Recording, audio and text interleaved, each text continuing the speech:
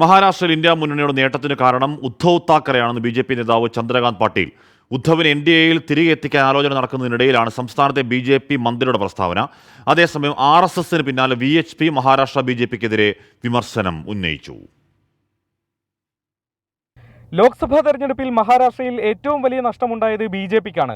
9 സീറ്റിലേക്ക് വീണ പാർട്ടിയെ കാത്ത് മാസങ്ങൾ മാത്രം അകലെ നിയമസഭാ തെരഞ്ഞെടുപ്പുണ്ട്. തിരിച്ചുവരവിനുള്ള പല പദ്ധതികളിലൊന്നാണ് ശിവസേനകളെ ഒന്നിപ്പിച്ച് ഒപ്പമെത്തിക്കുക.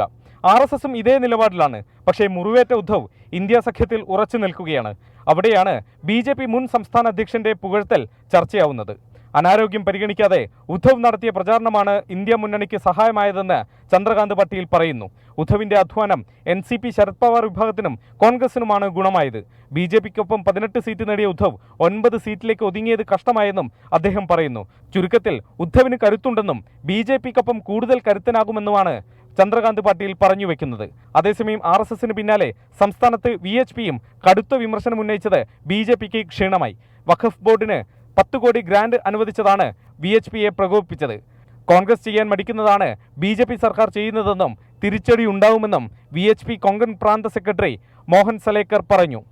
24 മുംബൈ.